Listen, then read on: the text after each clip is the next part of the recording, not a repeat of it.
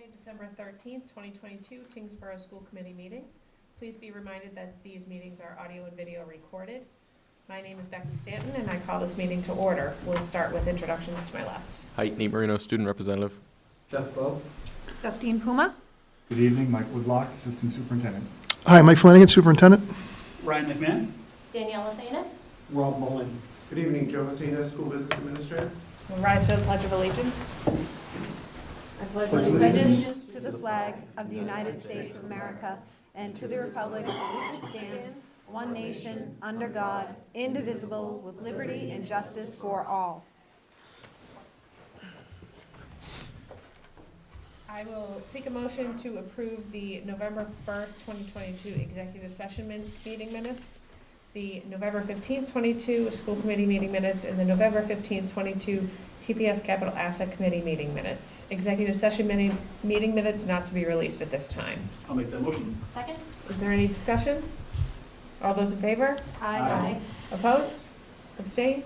That carries 6-0. Citizen time? Seeing none, we'll move on. Correspondence, Dr. Flanagan. Thank you, Madam Chair. We shared in the drive with you a summary from Principal Ogden, who attended the Addressing Hate in School Sports Conference last year. You may have seen it play out on a lot of the local news stations. It was hosted by Governor-elect Healy as well as Commissioner Riley from the Department of Elementary and Secondary Education, and they really focused on two themes to really respond to and address tolerance in your school athletic programs. There's been a lot of incidents that have played out recently. So Principal Ogden was there as well as Ms. Palumbo, our athletic director. They walked out with some good strategies, some good ideas. I think one of the things that was affirming was the fact that we are doing a lot of these things right now proactively, which is great. And again, we just want our kids to be the best version of themselves and to treat all kids with respect. And I think that was the big theme of the conference. So Mr. Ogden did provide just a brief summary for you. So I encourage everyone on the committee to take a look at that when you can. Great, thank you. For personnel, we have a notification of intent to retire for Gail Berger, a TES teacher of 26 years. Congratulations, Ms. Berger. Share the success, Nate. Yeah, sure. So TES had a successful Scholastic Book Fair with over $14,000 in sales. A portion of the proceeds goes directly back to the school to purchase books for the school's library and classroom libraries. A special thank you to all the parent and guardian volunteers, as well as Mrs. La Rochelle, for making this event a success. TES is proud of its students, staff, and families for their tremendous support for the annual Adopt a Family fundraiser. They raised over $4,000 and collected hundreds of non-perishable food items to support families in need. A friendly reminder from Mrs. Kavanaugh to families to follow the traffic flow protocols during morning arrival. Additionally, they ask families to come out of their vehicles during dismissal. And then TES would like to wish everyone a safe, happy, and healthy holiday. At the middle school, the Student Council has been running 2 raffles for Adopt a Family. Also, a bake sale is planned prior to the holiday break. The annual door decorating contest is well underway. This year's theme is Winter Wonderland. Basketball has started for boys and girls. Teams are practicing from 2:15 to 4:15 in the THS gym. TMS staff has been working hard to keep engagement high. They had a very successful professional development half day last week. And then also the band is playing at TMS, 3 early morning concerts for the students of the middle school, filling the school with holiday favorites to start their Fridays before winter vacation. At THS, theater and chorus students recently performed at the Festival of Trees and Barnes & Noble singing carols, so outstanding job by all involved. NHS has been busy holding a food and coin drive to support Adopt a Family. Student Council also will be selling candy each morning this week to support Adopt a Family, and thank you to everyone who showed support to the program this year. We sorted out all the food yesterday, and there was a lot of stuff, so a lot of great stuff is going on with the Adopt a Family fundraisers right now. So that's great to hear. Students also recently traveled to New York City with Mr. Raris, which included seeing Wicked on Broadway. The trip was a great success. 20 students are currently volunteering to give kids the World Village in Florida right now. Students will volunteer approximately 20-plus hours over the course of the week. Rehearsal is underway for Newsies, which is this year's musical being performed by THS and TMS Theater. Winter sports are also underway, so best of luck to all the teams this season. And just a reminder that there will be a half day next Friday, December 23rd. That's all I have. Thanks, Nate. You're welcome. For subcommittee updates, we did have a policy subcommittee meeting this evening. It's the first of our, since our reorganization. just to review the fee schedule and the fee policy. There were no motions made for any changes. And this was really in response to our community members that came to our last meeting regarding community theater. Moving on to unfinished business, the teaching and learning and strategy for district improvement. Mr. Woodlock? So before we get into that, Madam Chair, we're going to jump into just a reminder about the upcoming dates. This will be our last meeting before winter break, and we will adjourn January 10th with a focus on budget at that point, and we'll kind of move through the process then. Can we go back one item to the policy subcommittee? We can. You talked about sports fees at all? Nope, we spoke about rental fees. Okay. Yeah. Okay, the sports fees on a future agenda? Because I know there was some concerned parents about family caps, so parents with lots of students. That was brought up, I don't know if it was earlier this year or the end of last year. We can certainly have a policy subcommittee meeting about that. We don't have one on the books right now, but Okay. we can have that, and if you have anything specific that you'd like to share with the policy subcommittee, then let me know. Yeah. I do have a couple emails from last year, but we really launched an entirely new policy manual last year. Yeah. So we didn't have much for changes this year. Okay, I just remember it coming up, like you said, it's probably the end of last year. Yeah. And with the whole conversion, it probably got lost in the shuffle, but I think it's worth taking another look at. Yeah, Madam Chair, if you don't mind, I don't think a good idea there might be for Mr. Messina and the entire budget subcommittee to look at all our fee structures, because parking fees have also I've received some emails on those as well. So maybe we look at all the fees and have a conversation and see what the impact is. All right, so again, as I said, we're coming back to an FY24 focus in January 10th. We'll talk a little bit about the budget timeline tonight. We have no more school building committee meetings for the rest of this calendar year, and we will get back at it in January. So we'll go to the next slide, and we'll talk about our True North statement. And I know you heard a lot of information just now from Nate in terms of events going on in the school and funds raised in the school. The adoptive family program is something that really separates Tyngsborough from other communities, and it's something that I really believe makes our community special. This program has been around for over 40 years. This program was started over 40 years ago by Larry Kelleher, Chief Chronopoulos, and Eileen Flynn. And I think, it's important to understand that we do these events, we do this fundraising because this will provide an opportunity for over 100 students and over 60 families to have a great holiday season. There were several community partners that were involved this year. A lot of private citizens, a lot of staff donated money. I want to recognize the Parish of St. Mary Magdalene, Town Hall, supported the program significantly this year, the Winsole Wellness Center, Enterprise Bank, Tyngsborough Dunstable Rotary, Denomi Plumbing, the Tyngsborough Garden Club, Tyngsborough Page Turner Readers, and the Tyngsborough Sports Center, all big and long-time supporters of this program. So you heard that we raised over $8,000. NHS students get involved, Tyngsborough Police is involved, Tyngsborough Fire is involved, but the boots on the ground happen in the schools, and that's really through Ms. Swanzik, Ms. Fairbanks, our school counselors, our nurses, and our custodial staff who really run things around and kind of manage everything. So big thanks to them, and really we talk about our True North statement and valuing people first, and that's to me what it's about. If we can take care of our people and work to get better, that's what Tyngsborough is about. So kudos to everyone involved in that program. It's a great program, and it's a long-standing program. And you talk about Tiger Pride and tradition. That's something that's special here. So that's what I wanted to say about that. Thank you. Yep. Now we can talk teacher learning, Mr. Woodlock. Yeah, that's great. I would like to follow up on one thing that Nate shared, which is that rehearsals for Newsies is underway. And I want to say, just on behalf of Dr. Flanagan and I, the rehearsals are going great because our current offices abut the auditorium. And so every day around 2:15, I think we can do a couple of the numbers by the end of this. So we've been enjoying it there. It's a loud, exciting group in there, and they are working very hard. So I can't wait to hear how the show goes. But we're enjoying it. So it's my pleasure tonight to just give you kind of our mid-year update on where we are with our STI goals in terms of each of our schools.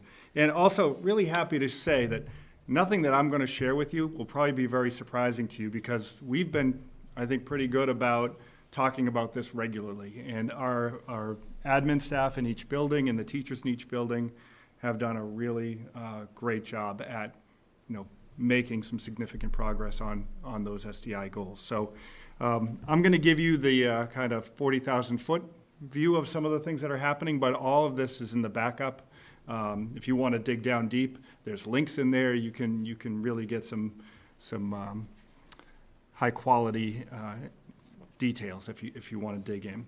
But at the elementary school, a few things of note that we wanted to again reiterate are the extensive efforts that the staff, the admin has made to educate the staff on what MTSS is and what are the needs we need to do to cultivate and support that and create a multi-tiered systems of support so that we can meet the needs of all of our students.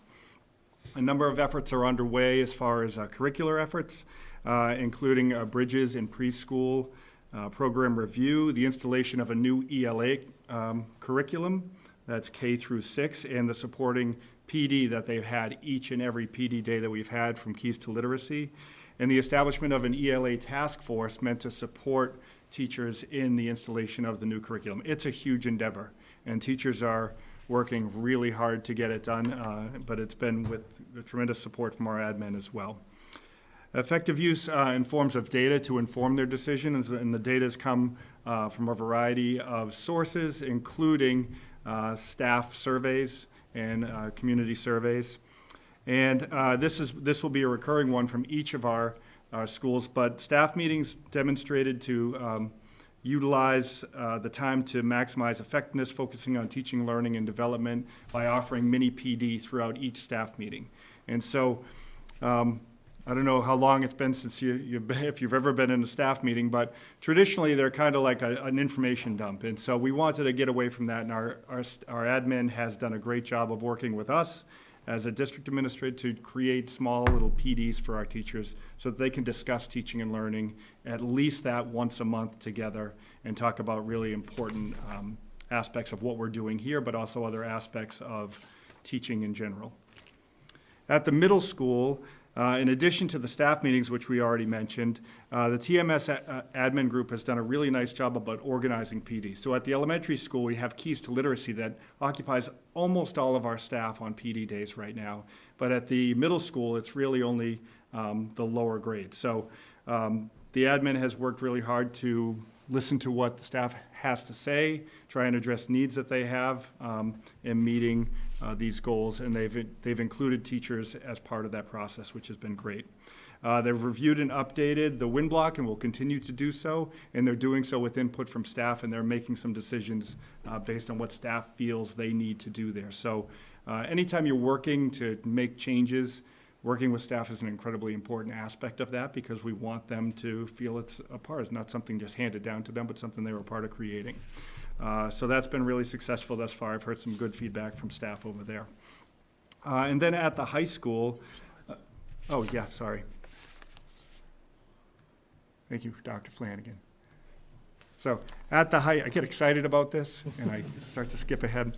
So with continuous input from staff, the THS admin has made significant progress in moving towards the WIN block, and you heard the presentation that they had here. So we're still on track to pilot WIN block by the end of the year. The exam format has been something that's been discussed, and they're examining and modifying to meet some of the needs or gaps that were created by our traditional exam schedule, and so that's going to continue to happen with input from staff.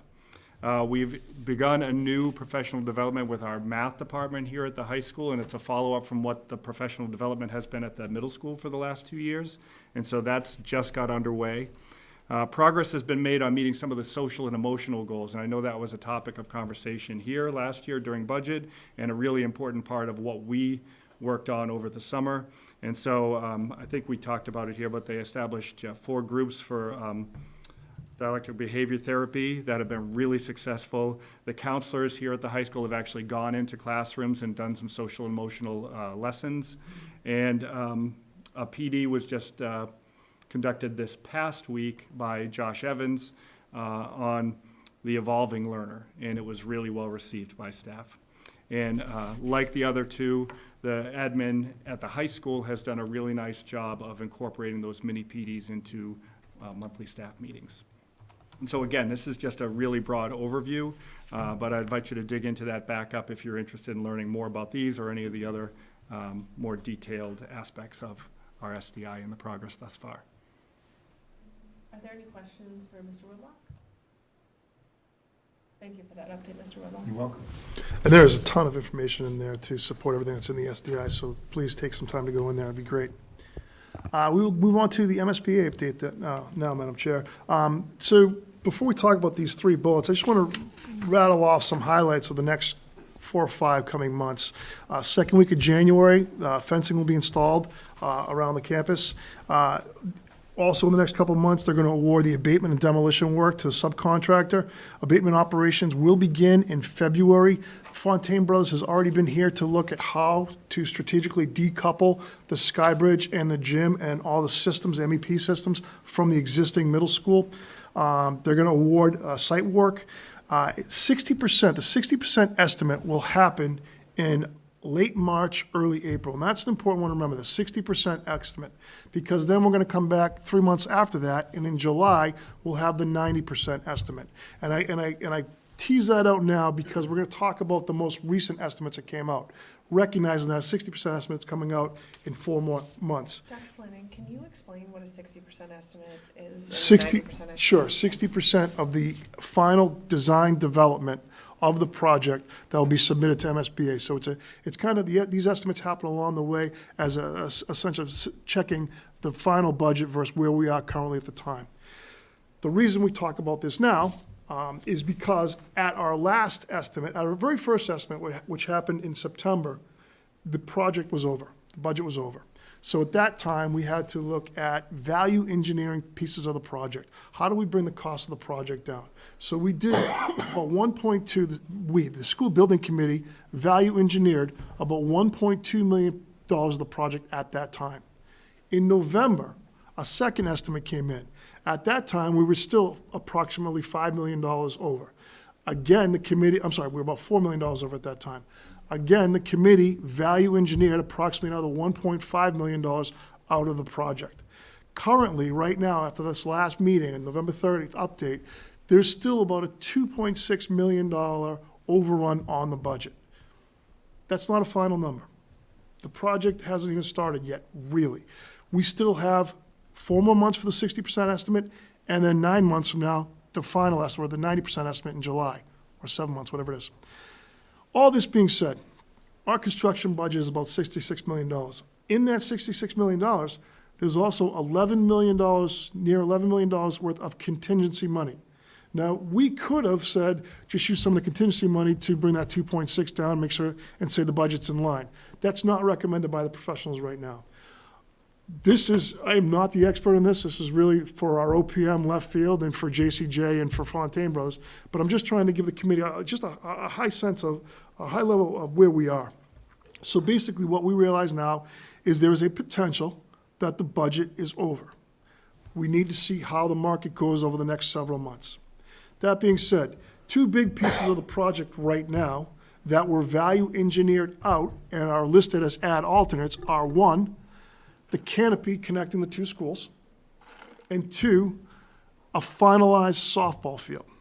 What's proposed right now is all of the foundation work, all the wires, everything that needs to be done underneath to support the canopy will be done. The softball field will be irrigated, it will be landscaped, it will be sod, it will be a field ready to go, so that if we get to the end of the budget, and there's money available from contingency, we can make some decision as a school building committee to do the canopy, do the softball field, do them both. Those decisions are months down the road. What may end up happening is we may find out at the 60% estimate or the 90% estimate that we're still over. And what was discussed at the November 30th meeting is there is a potential that we would have to go back to the taxpayers to say, instead of approving up to $84.2 million, we may need to improve as a community up to $86.5 million, pick a number, whatever the final number is. It may need to go up by $2 to $3 million. All of this being said, I've provided some slides and some backup in here in this presentation for you that are not my slides. These are from our OPM left field and David Sandin. I'm not going to walk you through every single one. I just want to hit a couple high points on each of the backup slides, just to draw your attention to you so you can see why we are where we are. If I may, Dr. Flanagan? Yep. I just want to make it clear to the board also that those are not the only 2 items on that list. Correct. That there's a whole bunch of stuff. But those will be the 2 big ones. Those are the 2 big ones. A lot of the items that we value engineered, it's not, you wouldn't notice them. So instead of having a window wall, we use storefront windows. The cost drops by $200,000. The look and design is the same. So every place we could architecturally keep the character integrity of the school as beautiful as we could, we did. It was just value engineering. So instead of solid wood, it's a wood-like product. Those types of things. Again, not my wheelhouse, really for the designers, but we'll kind of walk through it. Just to add to that, the value engineered pieces don't impact the educational program. Correct. And so that's the most important part, is that the school building committee must stay with the same educational programming that was presented and approved by the MSBA. Exactly. Will the quality be there? Like you Yes. said, a wood-like product as Yes. opposed to wood? We've been assured by JCJ, our architect, and our OPM, yes. Okay. Yep, absolutely. So if you go to the next slide, please. This is part of the problem. If you look at the scale, this is from the Bureau of Labor Statistics. This is the Producer Price Index. This is the gold standard for construction design costs. You can see where we were in February 22 when the project was accepted with a number that we had to get out to the taxpayers in the community. Estimators at the time were carrying a 5.25% increase. Well, you can see what's happened with the number. It's gone up by 10.8% since February of 22. So in 7 months, it jumped by almost 11%. That's obviously impacted where we are right now. Go to the next slide, please. This is another one that could show you just the building cost index. This is the Boston market. Look at the percentage increase. It was about a 2.5% increase every year over year, and it's gone up 14 and 10% the last 2 years. Again, estimators got caught. Believe me, we are not alone. Anyone who's going through a school construction project right now is really feeling the pinch of this. Go to the next slide, please. That's a 37-year average at 2%, and it's gone up 52% in the past 2 years. And just to stay on that slide, because I remember seeing this in the school building committee meeting, back in the 04, 05, when we had that 21% increase, it was a 1 year real hit, and then it leveled off. So, we had discussed in that school building committee meeting that, yes, in 21, we got hit real hard. We weren't expecting to have 2 years where we got hit real hard. And just go to the next slide, just for context. These are all the schools that have been impacted. And I'm actually proud to say, look where Tyngsborough is. We've been fiscally responsible and conservative designing the school from the get-go. We are faced with about a $2.5 million project. A lot of schools around us are faced with a $9, $10, $11 million issue that they have to deal with right now. I think this shows the level of detail that we've put into it, the tough decisions we've made, and I think this is honestly a testament to both Left Field and JCJ. From the get-go in this MSBA process, when we met with design teams, there were teams that came on that were looking to be on the cover of the next architectural design magazine. We went with someone that understood who we were, what we needed, and what this community was willing to support. And that's the product that both JCJ and Left Field led us to.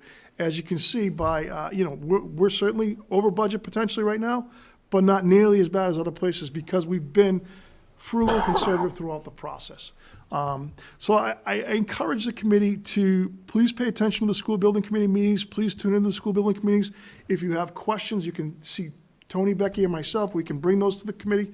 It is the most important thing I'd say right now. Having talked to David Saint and our OPM about an hour ago, we don't need to panic right now. We have 4 or 5 months. The market's doing some interesting things. Some of the costs that were anticipated to be up here are coming down. This may resolve itself. It may not, but it may. And at the end of the day, we don't believe we're going to have a $4 to $10 million headache We may have a little headache, which we'll have to go back to the taxpayers to deal with. And at that time, we've already had internal conversations on the school building committee that if we're going back to the taxpayers, we're gonna make sure that some of the big things that we value engineered out are back in, because we wanna make sure that we have the school this community deserves. So again, I'm not the expert on this, but I'm happy to answer any questions to the best of my ability. I have a question. So the 4 to 5 million overage, that's above and beyond the 11 million contingency? That does No. not No. use the No. 11. No, the contingency's part of the construction budget at 66 million. The total cost came in at 71 million. We didn't touch any of the contingency yet. That 11 million is still built in. Yes. Okay, so if things stabilize, we should be able to reintroduce all these items you value engineered out as much as we can. The Absolutely. canopy, the softball field. Absolutely. And still potentially come in under the original budget that we voted for as a town. Potentially, yes. Yes. I would say it's not trending that way right now, but potentially, yes, it could. Yes. Okay. And that, I think that's why we want to take a deep breath right now, because we want to get to 60% and 90% to better understand where we are. At that point, we can start to say, all right, here's how much contingency we have left that we can apply to some of these VE items. How much are we saving by not doing the softball field? Oh, gosh. 250,000, I think. No, I think it was way more than that. I think it was about $1 million. No, that can't be right, because the field No, itself. No, I thought it was 7, I thought. It was 750,000. I don't know. We'll get a number. We'll get a number, send an email. I don't want to throw numbers out on the It camera. was 750,000 originally, but because we're doing the irrigation, I think it brought it down a little bit. We'll get the number and send email to you. Yes. Okay. Yeah, I don't want to throw numbers out.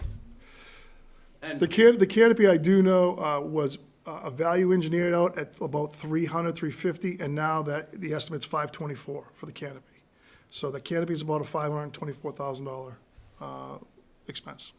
But that's due to the cost of steel, which if we were gonna do the canopy, we'd have to buy today because of the lead time on the steel. And that's part of this too, where they'll be purchasing items as needed, not in advance, based on lead times. So hopefully, as the project moves on and we purchase things later, the prices will start coming down. So that's kind of the goal there. Well, and I think when we had the discussion about the softball field, we did discuss that it needs to be softball field ready, in the sense that, you know, we still need to make it a field, and we need to put the irrigation there, but not cutting, at this point, the alt-ad, did I use that right Yep, terminology? yep. Is cutting the diamond, and. The backstop. The backstop. Yeah, Yeah.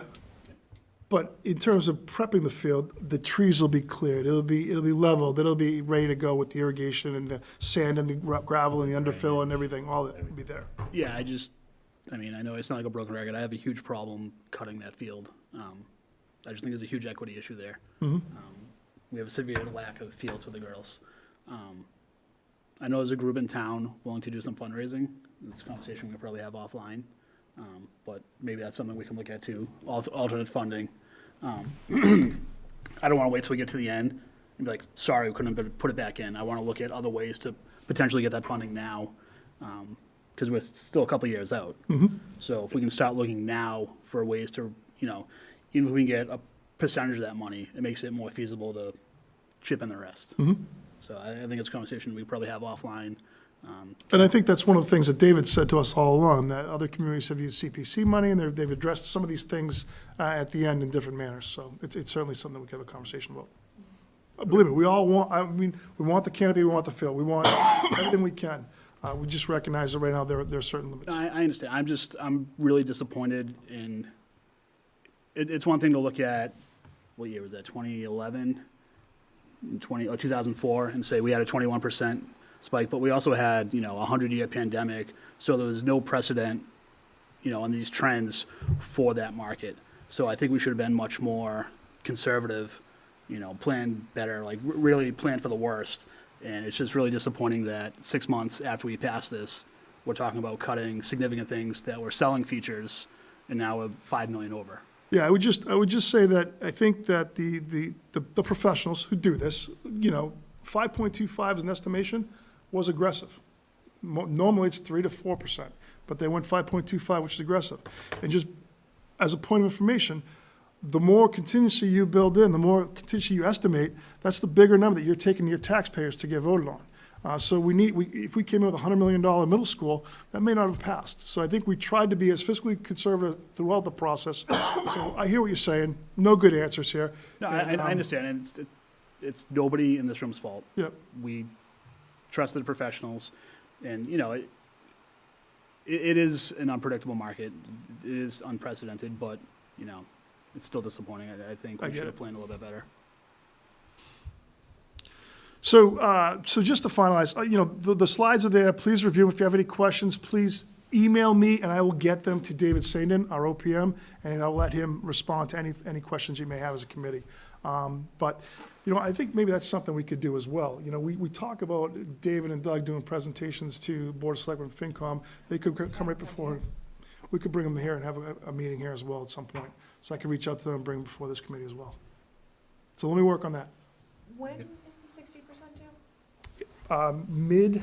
Late March to early April. So we should try to get them in before then. Sure, Yeah, sure. We'll bring them in January at some point. okay, great. Is there any other discussion regarding the MSBA update? One quick question, as far as with purchasing the materials as we're going, is there any risk of having to extend the project timeline? No. They'll do that based on lead times. Thank So you. instead of just buying everything right now at today's prices, they'll Right. work with the So, lead times and. 2 meetings ago, that was a big point of discussion, that Fontaine had shared this big PowerPoint about the lead times on different aspects, and planning those different lead times, planning on when they needed to order those. So Fontaine's the professional on what needs to be ordered and when, and they have a plan that they've shared with us. Thank you. One more question.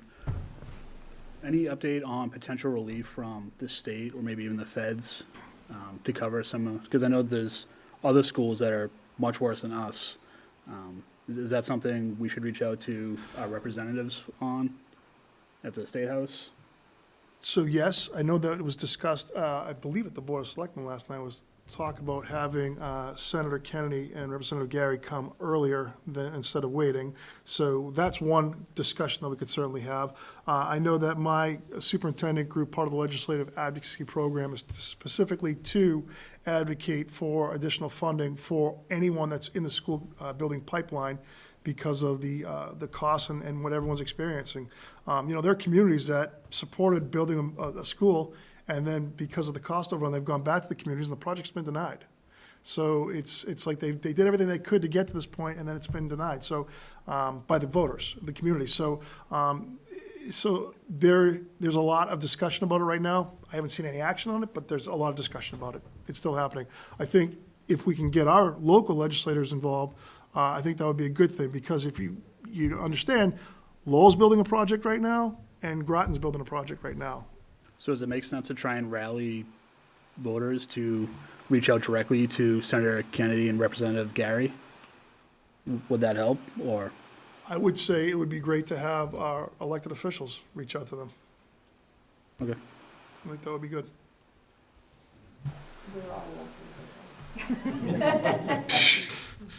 And Groton has also, if I'm not mistaken, applied to the state for additional ARPA funding to help Correct. with their project. So They've not heard back on that. No, they have not, to my knowledge, no. But there are a lot of advocacy groups exploring every potential avenue right now, and I think it would be good for us to reach out to our people as well. I would just like to be on the leading edge of that. I don't want to wait and see like, oh, Groton reached out and they got money, let's go and try and do the same thing, and then it's too late. I want to be on the forefront of asking anybody who potentially has money for us, reach out and make that request. If we get told no, we get told no, that's fine, but I don't want to wait and then you miss out. And we did have that conversation with Mr. Hanson and Colin, so I think they'll be. So the ARPA funding, the request for additional ARPA funding would need to come through the Board of Selectmen. And Selectwoman Winterstrom was there at the last meeting, as well as Matt Hanson and Colin. So the ARPA funding request would be in their hands. But we can reach out, we should reach out to our elected representatives at the state to try to get more support. To the point of, I mean, we could also reach out to the MSBA individually if for additional voice. So does it make sense, Tony, for you and Hillary to maybe take the lead on this and try and coordinate where we should be looking? Yes. I will get with Hillary. I'm actually gonna be at the State House on Tuesday, for personal business, but I will get with Hillary and we'll put something together. Absolutely. And then let us know how we can help, obviously. Yeah. Absolutely. Thank you. Any more discussion?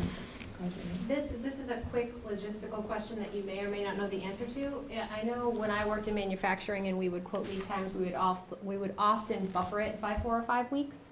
Do we know if those numbers that Fontaine Brother put out there include any sort of a buffer in the lead time? So that maybe they under-deliver and keep us on track? I don't know. Okay, I don't know the answer to that. cool, awesome. But if we can Figured get I'd ask. all three of those groups here, that would be good. Yeah, why don't we plan on getting them to a January school committee meeting? Yeah. Perfect. And I guess with them coming in January, we do not have another meeting in the month of December. If there are specific items that you're looking for them to present on, let Tony, myself, and Dr. Flanagan know so that we can be sure to get that to the appropriate folks. If you can let us know before the holiday so that they have time to turn that around. And if not, they'll bring one of their generic presentations and just be here to answer the questions. So, all right, great. Okay, moving on to new business, the technology plan presentation. Mr. Piper. Thanks for joining us. Thank you. Thank you for having me. Good with the slides? We're good. All right. So the technology, what I'm here tonight to present to you is the technology plan that our department has spent many thoughtful hours putting together. So if you look at the strategy for district improvement, which we used as our base, you'll notice many themes within there, within the objectives and priorities that have technology themes or technology infused into the tasks and actions within the SDI. So our team put our plan together as a complement to the SDI. Within this plan, there's 3 focus areas: teaching and learning, infrastructure and access, and communication and family support. You go to the next slide, please. And in your drive, you'll find a copy of the actual plan, which lays out the focus areas, a description for each one. Each one has 2 objectives and then 6 or 7 strategic action items. And those strategic action items are sort of high-level items that'll be worked on over the coming weeks, months, and even possibly years. Some of them are sort of ongoing, some of them have been started, and some of them have yet to be started. Within the teaching and learning focus area, the objectives really speak to the knowledge of the teachers, how to integrate technology, how do we professionally develop them to use technology for our students. Also speaks to student skills as well as providing the equitable access to learning and digital platforms in a safe, engaging, and inclusive way. This slide represents, again, not all of the action items, but a few of them.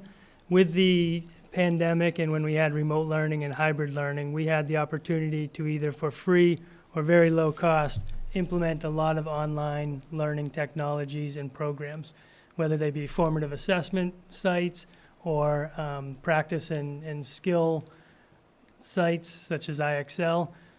We're kind of in a place now where it's a little bit of the Wild West. So we've had teachers that really got all into Pear Deck. And again, back in the day of remote learning, hybrid learning, it was cost effective. The companies are sort of taking advantage of schools now, now that we're out of the pandemic, and the prices for a lot of these licenses are very expensive. So we have an initiative underway with great help from Mr. Woodlock already with the content leaders to really try to understand what teachers are using for these online platforms and trying to get our arms around which ones as a district we think we need to or should move forward with. Many of them do the same things. Again, if it's a formative assessment site such as Kahoot or Quizzes or something like that, We need to understand and define which one is best for our district, just to be both fiscally responsible and also to have some consistency. You can stay there for a minute, Oh, Mr. apologize. Whitlock, thank you. We also look at, in this section, assistive technology. So we've always had assistive technology in the district, but it's becoming increasingly not popular. We've had an increase of it in years, and it's just continuing to increase. So whether it be larger screens for our students with vision impairments, whether it be the FM systems for our hearing impaired, whether it be iPads as communication devices, we've always met the needs of our students. But with the increase now, again, it's important for us as a technology department to really understand the landscape out there. We're finding some technologies that, to be honest, we didn't even know existed because we have such a great student service and special ed department that have been sort of handling a lot of this behind the scenes. So we're working very closely, especially at the elementary school right now, to get our arms around the assistive technology. How can the technology team best support it going forward, and how can we make sure that budgetarily and financially we're ready for any of those updates or upgrades that our students need. Likewise, in this focus area, there's professional development for our teachers. What are we doing as a technology department to help our teachers? We do a great job, if I can toot our own horn a little, at the day-to-day support. We are responsive, we get problems resolved, but we really need to look at better ways to help our teachers integrate technology. You know, there's a big focus on UDL this year, and how does technology play into that? I think there's an exciting opportunity there to work with, again, Mr. Woodlock, very popular guy, and really work with him on technologies around UDL. We've also talked about getting an online video library together for our students and staff so that they have a nice one-stop shop to go to learn tricks of the trade or how-tos or even deeper philosophical ways to integrate technology. And lastly, in this focus area, we talk a little bit about one of our action items is around the DLCS standards, digital literacy and computer science.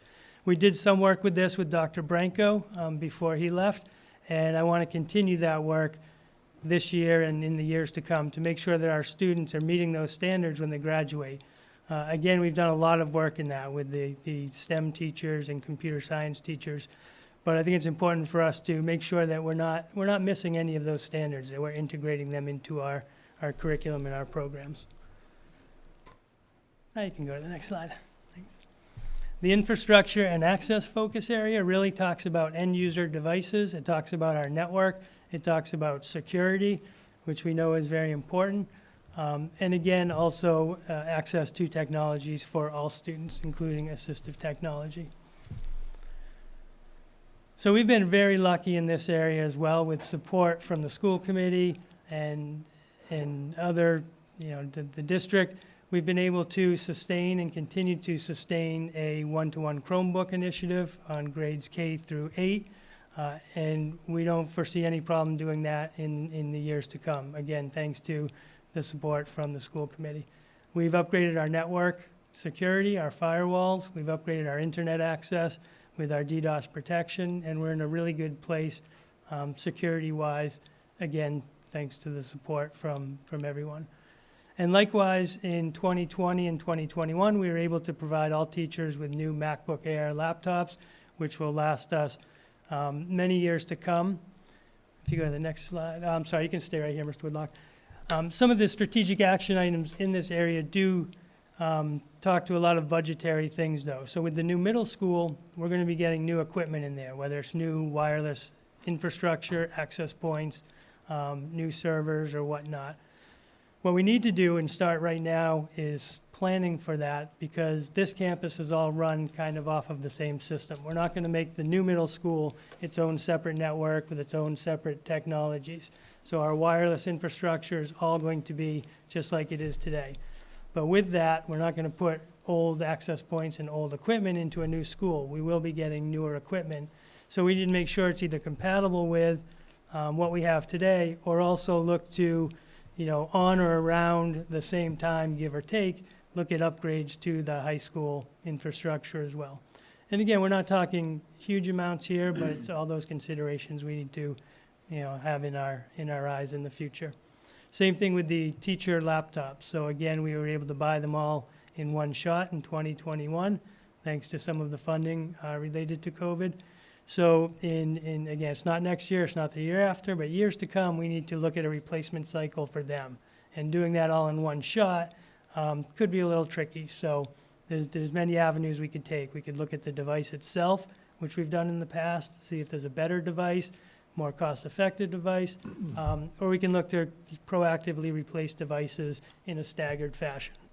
So that's just another thing coming down the pike. As well as cybersecurity. We're always looking at cybersecurity. Again, we're in a good place, but we continue to work on our mitigation plan to make sure that we have a what-if scenario for anything that could happen. How do we respond? How do we detect? How do we communicate? And how do we restore and move forward? And finally, our communication and family support focus area speaks to the way we disseminate information to all of our stakeholders, whether it be report cards, progress reports, snow cancellations, all the information that families want to know and need to know. It also talks about promoting and celebrating all of the initiatives within the district.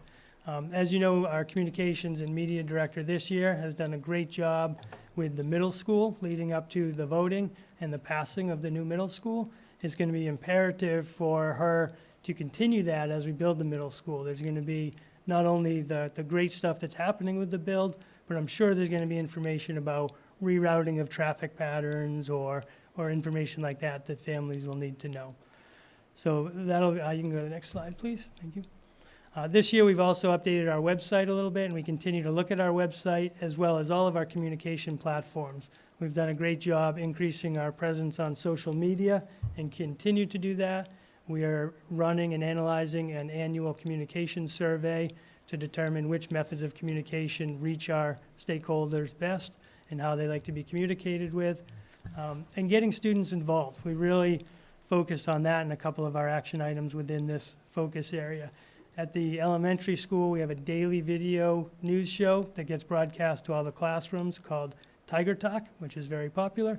And at the Norris Road campus this year, we've revamped Eye of the Tiger, which is a video news show here as well.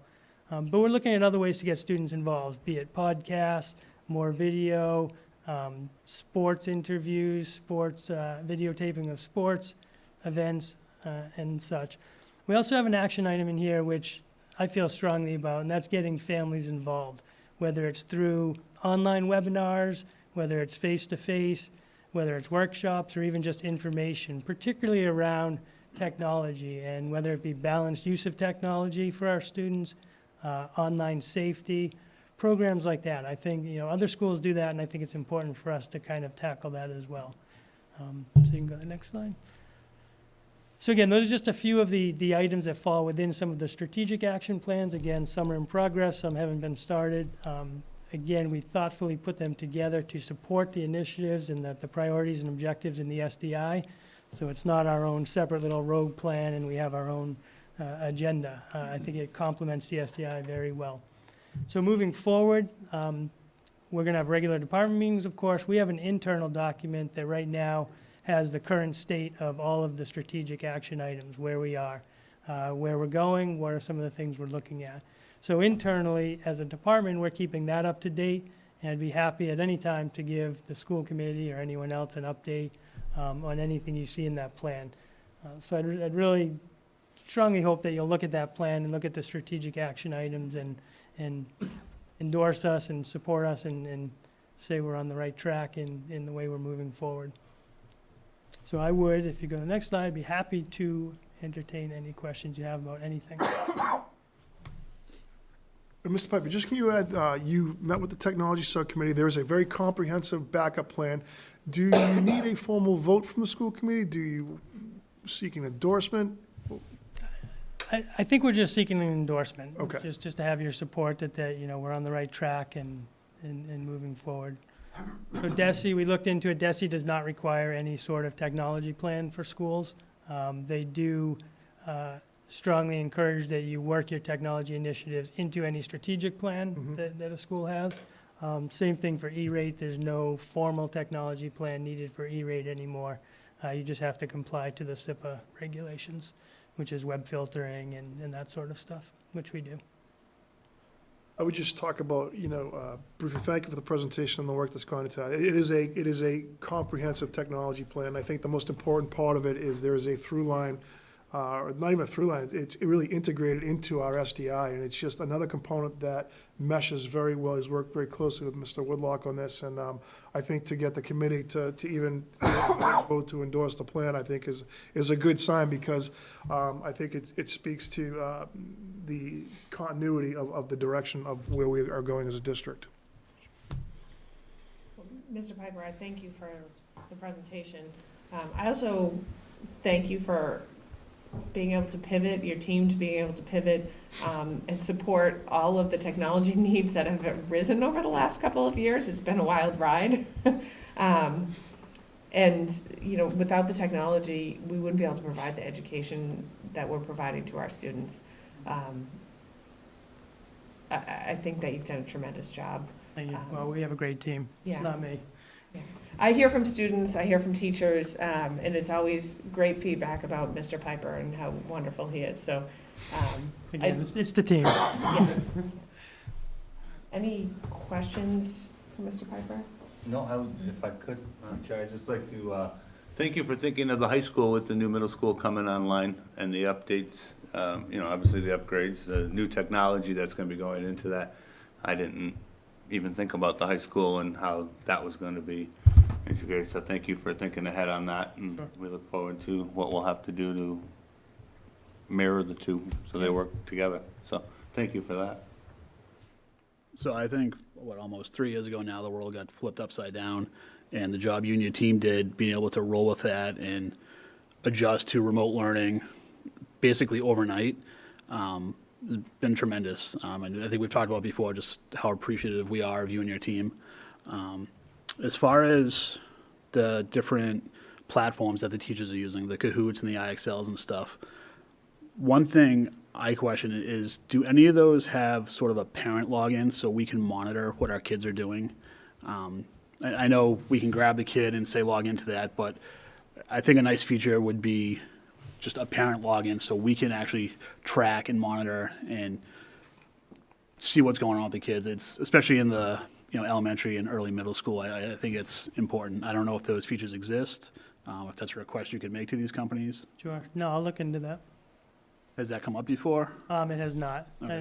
I know Google Classroom has some sort of parent interaction. I don't know about some of those programs, though. Okay. Some of the Kahoots are really more just review games that Right. they do. It's nothing other than what teacher create and then put on that site. So it isn't like Kahoot creates some type of curriculum. It is, a teacher wants to spend the last 10 minutes of a block reviewing what they've done in the course of the block, and they create a Kahoot game and they review it. So it's like Kahoot or Look It, or it's just review tools. Right. So it's Yeah. formative assessments for kids to be able to do a litmus test of the curriculum that's already been taught for them from the teacher. I guess one of the things I'm struggling with as a parent is, growing up when I grew up, we had textbooks. In September, we all went to Market Basket, got the paper bags, we had a cover, and we doodled on them. I went home and I had a textbook that I could open up. I expected my kids to be able to come home with textbooks and we could walk through, and there was pages of problems at the end of every chapter. Mm-hmm. We don't have that option anymore, and I don't know where to get to the textbook and pull it up, and I'm sure I'm not the only parent struggling with adapting to, new technology, and, that's the way of the future. We need to adapt. I'm not suggesting we go backwards, but there needs to be more help for the parents to be able to understand those resources either don't exist and we should get them, or they do exist and this is how you access them. Because if they do exist, I don't think enough people understand it. Right. A lot of that's the- great feedback. A lot of the textbooks have shifted to digital, where the textbooks are so expensive for the school districts that they have shifted. In my personal experience, I do PDFs of downloaded textbooks, and I usually post it on the classroom for them to access. Most of the kids, if you give them, depending on the subject matter, they'll Google the information. So if a history teacher gives them questions, a lot of times the kids take it upon themselves to just look up the information on their own, on Google or wherever.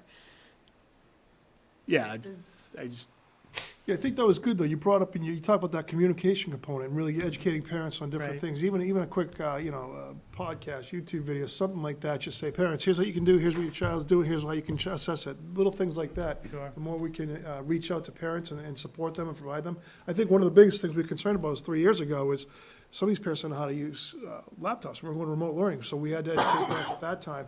And I think we've gotten a little bit away from that, so that's good feedback on both Right. accounts. So if we can kind of really get back into that, that would be Right. great. Yeah, Even that's- from the student standpoint of, what books are online for them, and maybe the Yeah, just teachers are exactly, doing just that to now know. in their open houses and their communications with the parents, oh, your child's history book is online and this is how they access it. But again, you're right.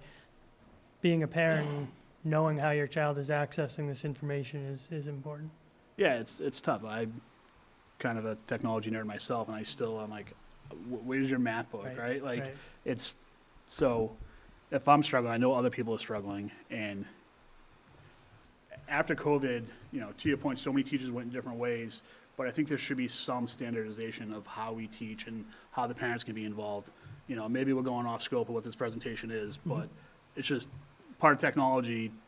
It's, a few years ago, it was teachers struggling to teach their kids math. Now they can't even find where the problems are. So I think parents are just kind of losing touch a little bit, and I want to make sure, we bring them back in. That's certainly something we can discuss with building admin, Sure. to talk with teachers about, this is a new struggle in education. Like, how do we make sure our parents know kind of what's happening in classroom, whether it be technology? A lot of parents may not be familiar with what Kahoot is. So kids come home and say, I did a Kahoot. I'm like, that's wonderful. You're studying owls? What's happening?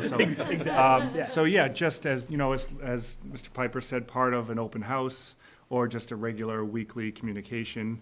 I think Justine mentioned kind of how sometimes things work at the secondary level, but it's different at the elementary level, right? So I think that's something we can stress from a district admin point and work its way down. Yeah, and I think now that we're through the crisis of the pandemic, it's time to stop and take a look back and, how are we different and how do we react to it? And so, it's not necessarily that we fell behind, it's just the world changed and now we need to kind of reevaluate what that looks like for us and our whole community.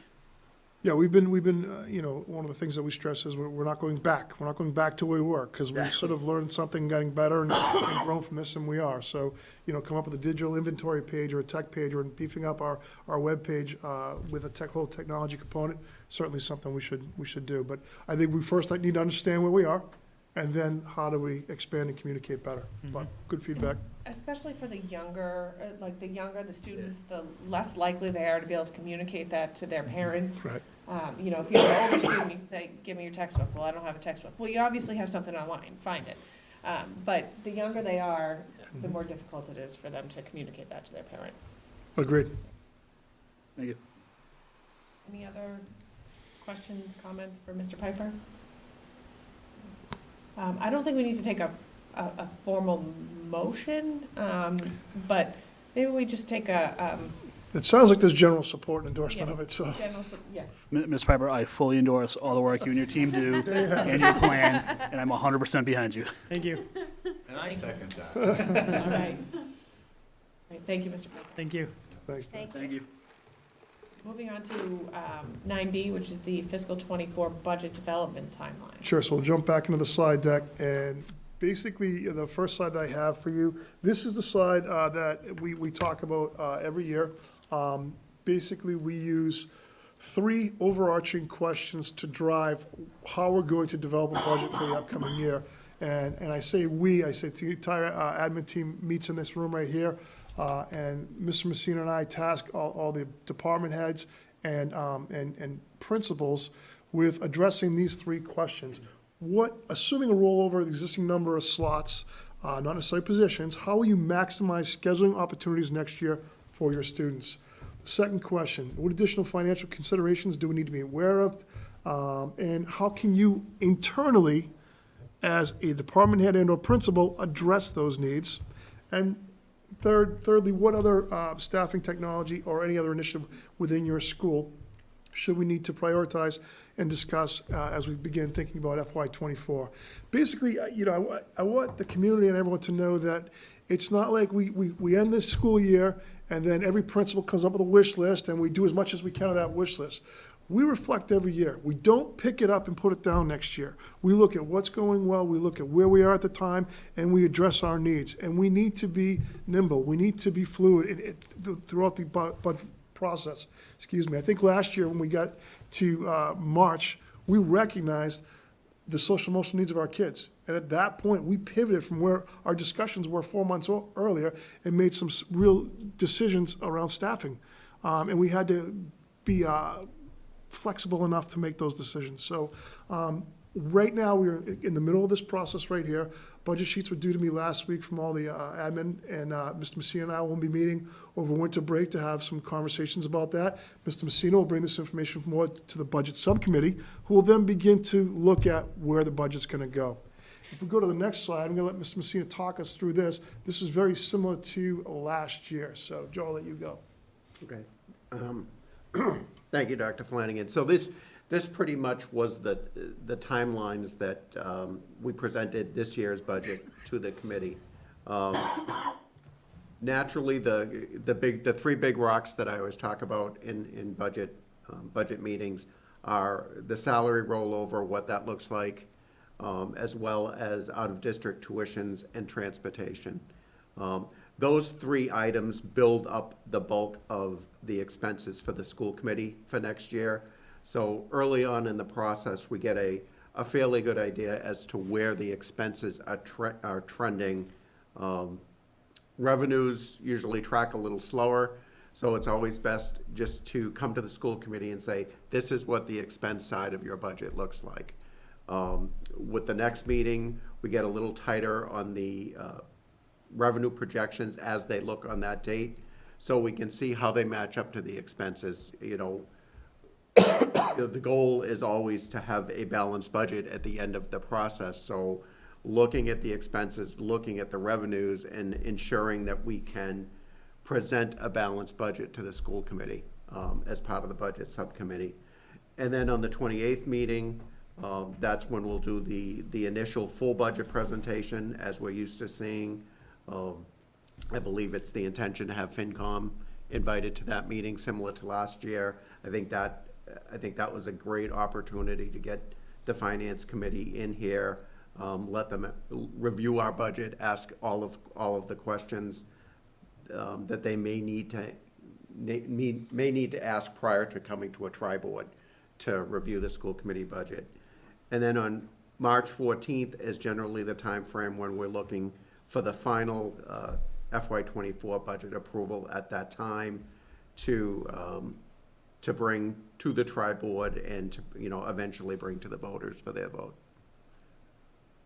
So I think at this point, as Dr. Flanagan mentioned, we'll be doing some initial work with the principals and the department heads, and I'll reach out to the budget subcommittee to see how we want to do for a meeting, probably maybe second week of January, right around that time frame. I know it's difficult to try to segregate another date when we have building committee meetings and school committee meetings. Sometimes trying to get the initial budget subcommittee meetings into that half-hour time slot before the school committee can be challenging, but we can have maybe some offline discussions and see what we can come up with. Any further discussion, questions for Mr. Messina or Dr. Flanagan? Thank you, Mr. Messina. But you're still up, Mr. Messina. Item number 10, finance. Okay, thank you, Madam Chair. For bill warrants tonight, 13 warrants were presented to the committee. I do have them all back signed. The list of warrant numbers, accounts, and amounts are in your drive. Also, on November 29th, Mr. Mullen, as your single signer, did come into the office and sign 12 bill warrants. Again, that list of warrant numbers, accounts, and amounts are in your drive. For signing of payroll, since the last time we reviewed payroll, there were 2 payroll dates. Again, in your drive, the payroll of November 21st and December 5th with warrant numbers and amounts. And that's all I have for finance. School committee discussion, Nate? Nothing at this time, thank you. Jeff? All set, thank you. Christine? I would like to congratulate the U10 for coming in second place in Florida, and the U14 for cheer, yes, the cheer girls, and the U14, third place. They hit third place. So a couple great things for our younger girls who are doing great things in their cheer, activities. And I just want to wish everyone a happy holiday, and be safe and have fun and stay warm. Mr. Woodlock? I'm good, thank you. Mr. Messina? I'm all set, thank you. Rob? I would like to again thank Ms. Berger for her many years of service to the children in the schools. She's done a fantastic job with our children with special education needs. And I wish her the best in her retirement. And I would also like to wish everyone a very happy holiday season, very safe one. Whether you celebrate Hanukkah, Christmas, Kwanzaa, or any of the above together or separately. And I want to wish our staff a very well-deserved break coming up. I know they need it. That's it. I would like to echo some of the things that have been said already. Congratulations to the U10 and U14 girls cheerleading. I've seen their pictures all over my Facebook feed this week, and I am so thrilled for their parents and for them and for their hard work to get to that point. Second and third in the nation is nothing to blink at. A personal thank you to Mrs. Berger and congratulations on her retirement. I know she's helped one of our kiddos. She's fantastic. It's well-deserved. And I know this has been mentioned at the committee before, but her next week is last week. Congratulations to Mrs. Gill as well. So that's all I've got. I want to thank Derek Piper for coming out and presenting. Like I said earlier, he has 100% of my support. I think he does a tremendous job. I also want to thank the rec committee for Festival of Trees. It seems to get better every year. I was talking to Mike Knight. There's over 50,000 lights this year. And he told me the revenue from the Festival of Trees actually covers the electric cost for all those lights, so it's actually no additional cost to the town. So great job to the rec committee. I love driving through and seeing how pretty it looks. Thank you. Echo a lot of those same comments. Against the rec committee, the Festival of Trees is just a great event. It's a great event. If you haven't had a chance to go next year. Mike Knight and that whole group put in a ton of time. There's a lot of volunteers. Volunteer next year. Be part of it. It's awesome. And we drive through the center of town, and you actually feel good, which is nice. I'd like to also thank the technology subcommittee for the work that they did with Mr. Piper as well. For subcommittees take up a lot of time. It's a lot of work. And happy holidays to everyone. Thank you. Yeah, I'll just say happy holidays to everyone, and, I want to recognize our teachers and our staff. They do a great job. I think a lot of people think that, the time between Thanksgiving and winter break is kind of, just downhill. It's not. It's not. There were 4 weeks of learning. There were 3 difficult weeks of learning, and the last week it's a grind for our teachers, and they're doing a great job. And it seems like the younger the students are, the more difficult it is to keep them engaged. But they're working hard, and they all deserve some time off in the next couple of weeks. So thank you for the grind that they've put in. I really appreciate their work.